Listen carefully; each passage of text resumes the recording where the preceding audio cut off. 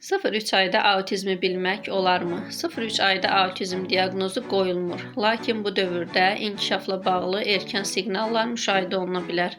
Bu əlamətlər tək başına autizm demək deyil, lakin izlənməli və diqqətdə saxlanmalıdır. 0-3 ayda diqqət edilən erkən siqnallar bunlardır: göz təmasının çox zəif olması, valideynin üzünə qısa da olsa uşağın baxmaması, səsə reaksiya azlığı, ani səslərə, valideyn səsinə dönməməsi, sosial gülümsəmənin olmaması.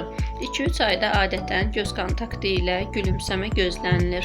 Üz ifadələrinə reaksiya verməmək, ata-ananın mimikasını izləməmək və hərəkətlərin çox passiv və yaxud da çox gərgin olması, həddən artıq sakitlik və ya səbəbsiz gərginlik də bu əlamətlərdən sayılır. Bu əlamətlər autizmə xas ola bilər, lakin normal inkişaf fərqləri kimi də görünə bilər. Burada əsas məsələ müşahidə və erkən dəstəkdir. Nə etmək olar? Uşaqla tez-tez danışmaq, üz-üzə baxaraq ünsiyyət qurmaq, səs, mimika və toxunuşla qarşılıqlı oyunlar oynamaq və mütləq şəkildə şübhə varsa mütəxəssisə müraciət etmək vacibdir.